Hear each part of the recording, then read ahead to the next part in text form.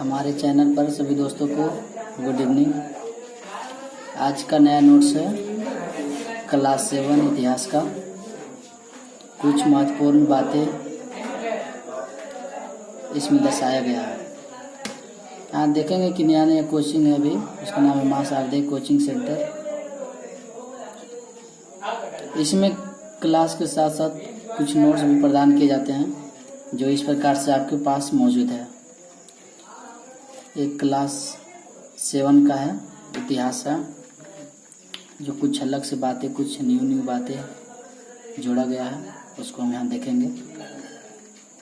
Question number पहला, भारत को कितने नामों से जाना जाता है? ये भारत को 4 नामों से जाना जाता है। पहला आर्यवर्त, दूसरा भारत, तीसरा हिंदुस्तान, चौथा इंडिया। क्वेश्चन नंबर 2 में आ जाइएगा। 13वीं शताब्दी में तुर्क सत्ता की स्थापना के बाद भारत का नया नाम क्या हो गया था? 13वीं शताब्दी में तुर्क सत्ता, मेरे दोस्तों, तुर्क सत्ता जो है, तुर्क सत्ता का जब शब्द आने के साथ साथ हमें मोहम्मद गौरी का याद आता है। मोहम्मद गौरी ने जब 1206 में उसकी मृत्यु हुई, जब से कुतुबुद्दीन ऐबक उनका गुलाम उत्तराधिकारी हुआ, बस उन्हीं के साथ साथ स्थापना के बाद भारत का नाम हिंदुस्तान हो गया था।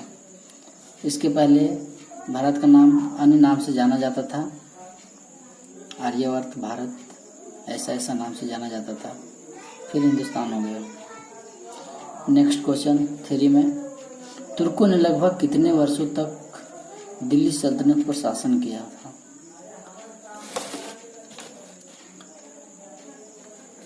तुर्कों ने लगभग 300 वर्षों तक दिल्ली पर शासन किया था और उसने सुल्तान की उपाधि धारण की थे, जिसमें से पहला तुर्क था मोहम्मद गौरी, जिन्होंने भारत में एंट्री मारी और उनकी मृत्यु 1206 में हो गई। नेक्स्ट क्वेश्चन 4, लोदी वंश का संस्थापक बहलोल लोदी था, लेकिन लोदी वंश का अंतिम सुल्तान कौन था? इसका क्वेश्चन होगा इब्राहिम लोदी।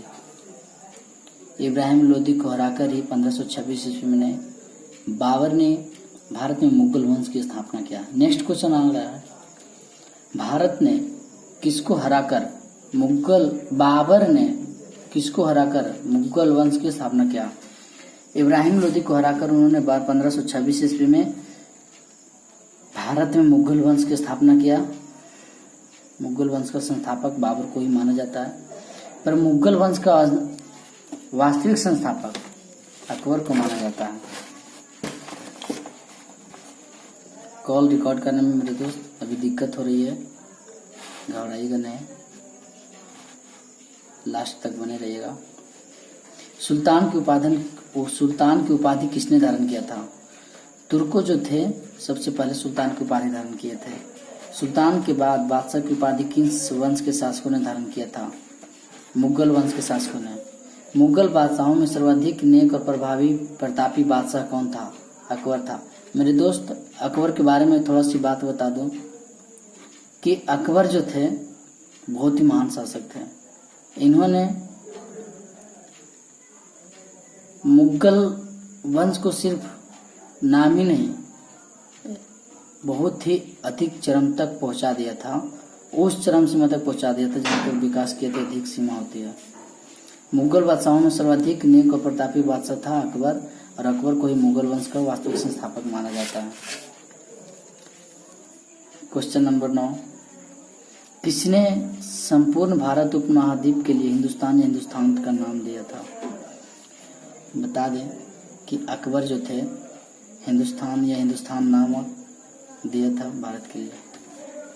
क्वेश्चन नंबर 10, किसका शासनकाल विस्तार और विखंडन दोनों के लिए जाना जाता है? वो औरंगजेब थे। औरंगजेब जो थे, इन्हीं का शासनकाल विस्तार और विखंडन दोनों के लिए जाना जाता है। दिल्ली से दौलताबाद से दिल्ली का वर्णन किसने किया? जिया वर्णी ने। जिया बर्नी एक बहुत ही महान लेखिका थी जिन्होंने दिल्ली से दौलताबाद और दौलताबाद से दिल्ली का वर्णन किया। चोल वंश का सबसे प्रसिद्ध राजा कौन था? आंसर हो जाएगा राज प्रथम था। मोहम्मद गौरी की मृत्यु कब हुई? पहले ही बता रखा है मैंने दोस्त कि मोहम्मद गौरी की मृत्यु जो थी 1206 में हुई थी। मोहम्मद गौरी का गुलाम शासक ये भी बता चुके हैं कि मोहम्मद गौरी का गुलाम शासक जो थे कुतुबुद्दीन ऐबक थे। गुलाम वंश का संस्थापक किसे माना जाता है? कुतुबुद्दीन ऐबक को। कृषि विकास के लिए अनेक नहरों तथा तालाबों और कुआं को किसने खुदवाया? फिरोज शाह तुगलक ने। बलबन की मृत्यु 1287 ईस्वी में हो गई। किस वर्ष खिलजी वंश को हराकर तुगलक वंश की स्थापना हुई? किस वर्ष खिलजी वंश को हराकर तुगलक वंश की स्थापना हुई? 1320 ईस्वी में। आ जाएंगे इधर।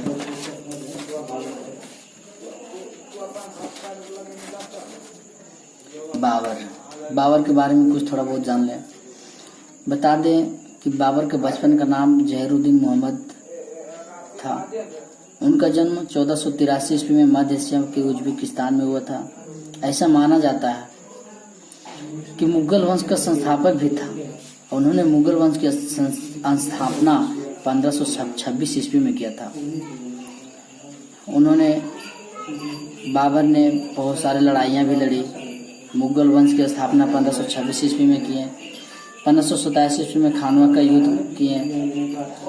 मेदिनी राय के साथ चंदेरी का युद्ध भी किए।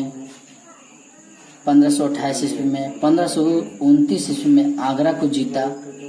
अतः 1530 ईस्वी में आगरा में उसकी मृत्यु हो गई। बाबर की माता का नाम कुतलुग निगार खानम था। बाबर की समाधि कब्र आगरा एवं काबुल में स्थित है। बाबर का पुत्र हुमायूं था। अब थोड़ा बहुत हुमायूं के बारे में जान लें।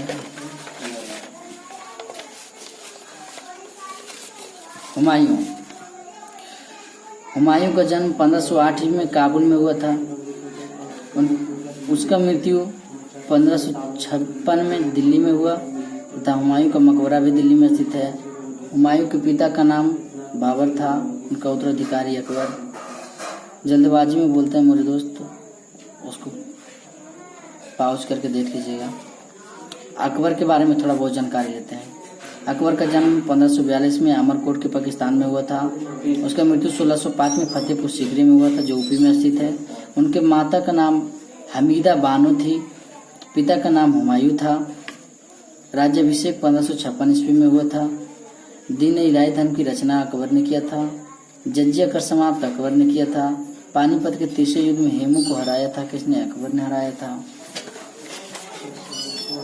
जहांगीर के बारे में थोड़ा जान लेते हैं। जहांगीर का जन्म 1569 में फतेहपुर सीकरी में हुआ था। उनकी मृत्यु 1627 में राजौरी नामक स्थान पर हुआ था। पिता अकबर। प्रथम विवाह मानबाई आमेर के राजा जो थे उनके पुत्री के साथ हुआ था। द्वितीय विवाह जगत गोसाई के साथ मारवाड़ के राजा के बहन के साथ हुआ था। राज्याभिषेक जो हुआ था 1605 ईस्वी में आगरा में हुआ था। इसका बचपन का नाम सलीम था। उनका मकबरा लाहौर में स्थित है। जहांगीर के समय को चित्रकला एवं स्वर्ण काल का युग माना जाता है क्योंकि जहांगीर जो ऐसा व्यक्ति थे जिन्होंने चित्र बनवाने में बहुत आगे रहते थे। शाहजहां के बारे में थोड़ा बहुत जानकारी लेंगे कि शाहजहां का जन्म 1592 ईस्वी में लाहौर में पाकिस्तान में हुआ था। उनकी मृत्यु 1660 में माना जाता है। राज्याभिषेक दिल्ली में हुआ था। समाधि स्थल ताजमहल है। बचपन का नाम खुर्रम। पिता जहांगीर, माता जगत गोसाई। औरंगजेब के बारे में थोड़ा बहुत जानकारी लेंगे। औरंगजेब का जन्म 1618 दाहोद में हुआ था। उसका मृत्यु 1707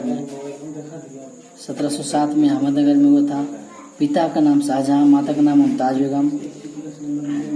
यह आलमगीर के नाम से जाना जाता था।